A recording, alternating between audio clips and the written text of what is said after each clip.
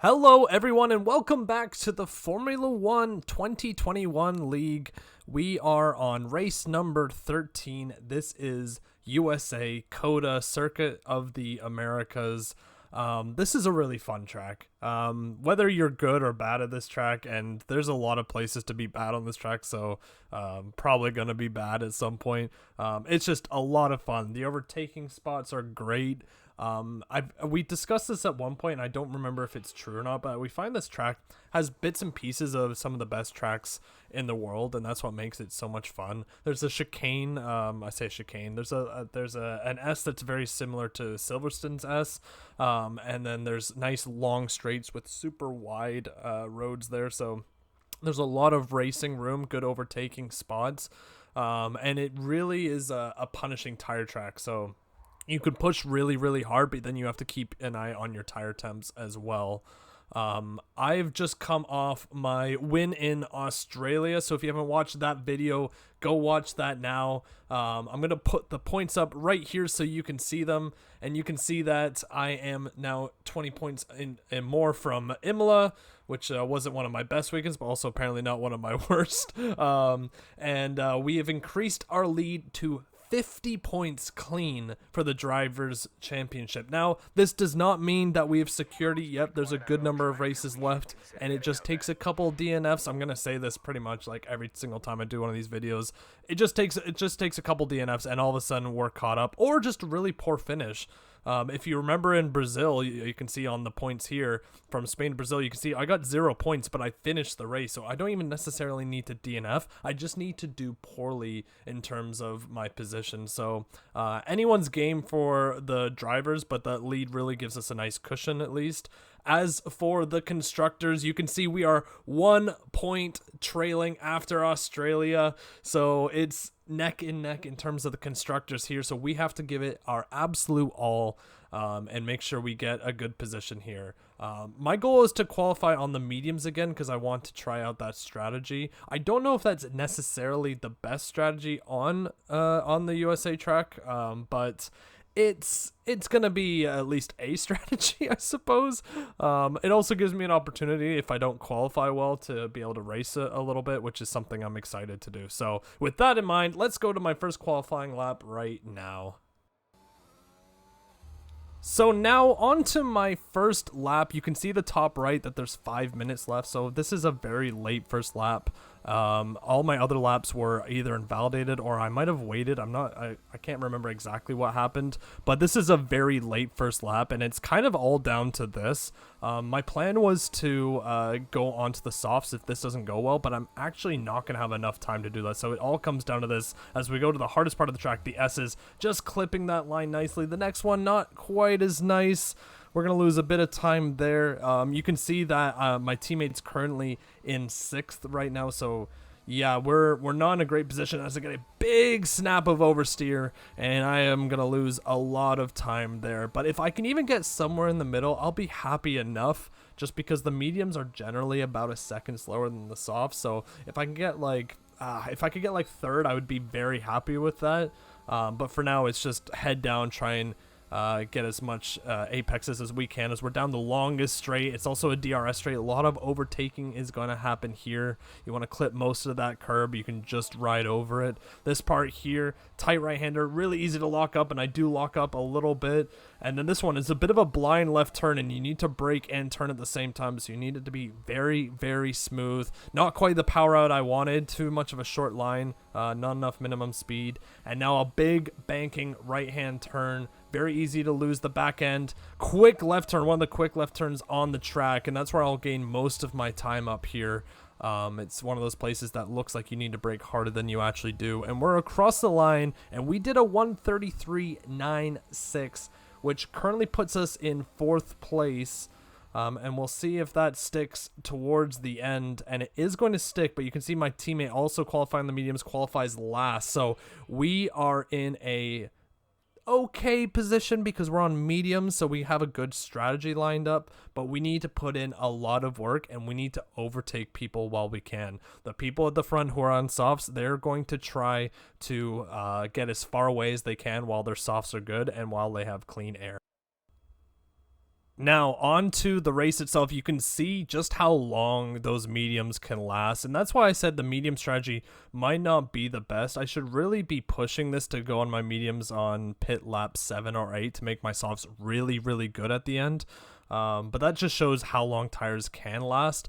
But the one thing it doesn't take into consideration is how hot your tires will be burning around this track, so hard to judge sometimes. But here we go, we have 5 red lights at the Circuit of Americas, and it's a really long one, but we get a half decent start considering we're on those mediums with less grip. And we're gonna go have a look into this first corner with Sinful there, but Morose is smart and he brakes a little earlier so that I cannot dive Sinful, and he gets the wider line there. Very, very clever from the Alfa Romeos as we hold position into the first S, and it's going to maintain for now, but my goal is everyone ahead of me is on soft tires. If I can stay within their DRS range for lap 3, any advantage they'll have after that will slowly start to whittle away, and I will be effectively on the same tire in terms of strategy, but I'll have a much longer lasting tire. So that is the game plan right now. I do have Checker behind me also on the mediums, so he's looking for me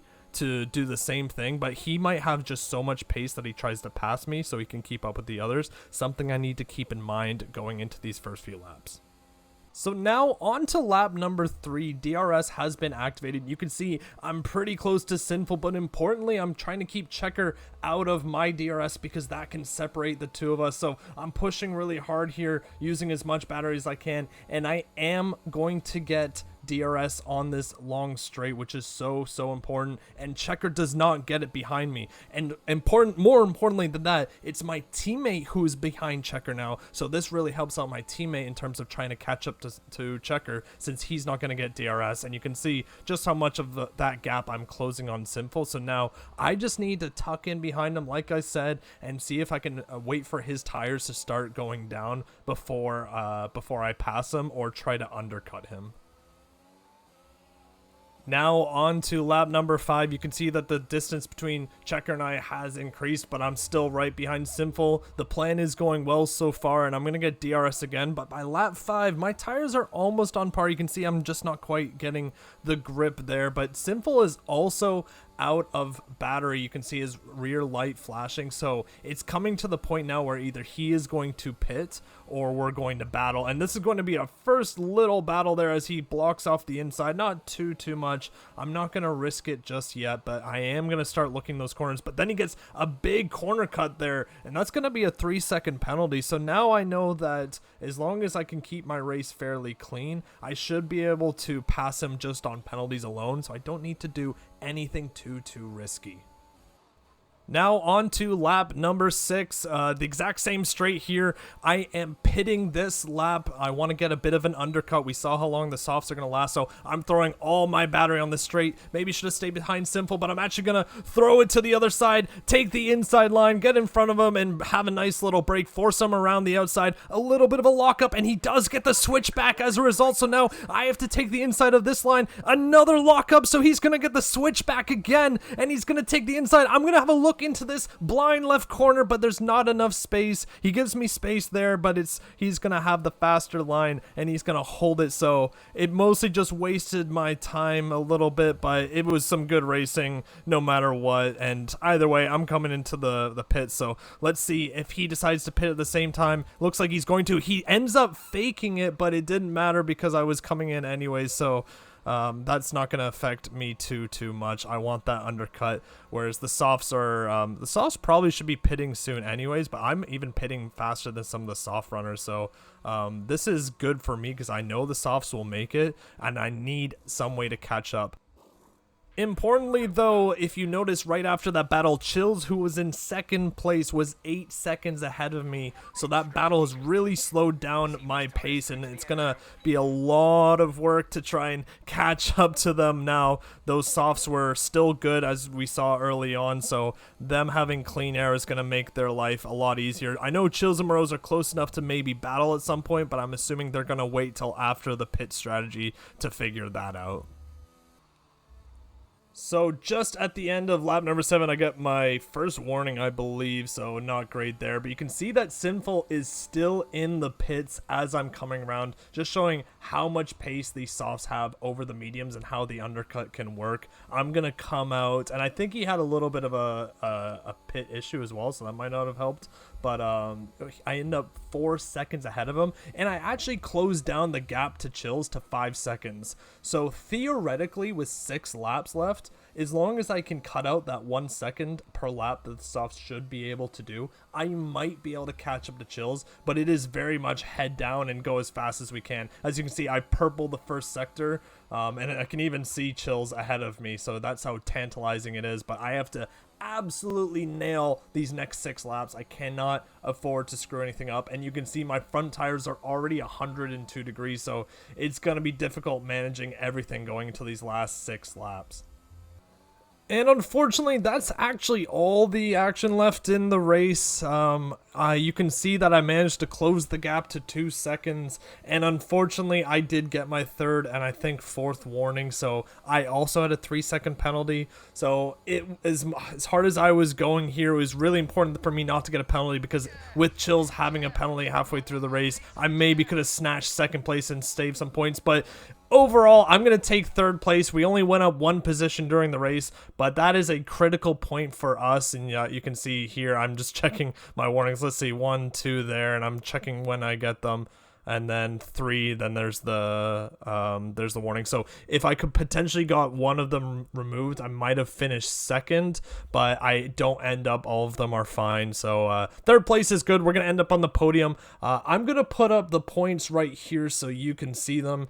And you can see that after the USA, we are still 42 points ahead, but it did go down a little bit with Moroz finishing 1st here. Congratulations to him. And more importantly, the constructors, we are now trailing by 11 points. That's a lot of points that we need to account for. I think it's one of the biggest gaps since the beginning of the season. So a lot of work going into the next race. Speaking of the next race is going to be Bahrain. It's going to be a really fun and interesting track like this one. Hopefully it'll be better racing, because there was just, you can see there was just too much of a gap between me and the other cars besides Sinful. So you get to see a little of action there, but overall it was a pretty straightforward race. So thank you everyone for watching. This will be a bit of a shorter video for once. So I'll look forward to seeing you guys at the next one, and I'll see you there. Bye everyone.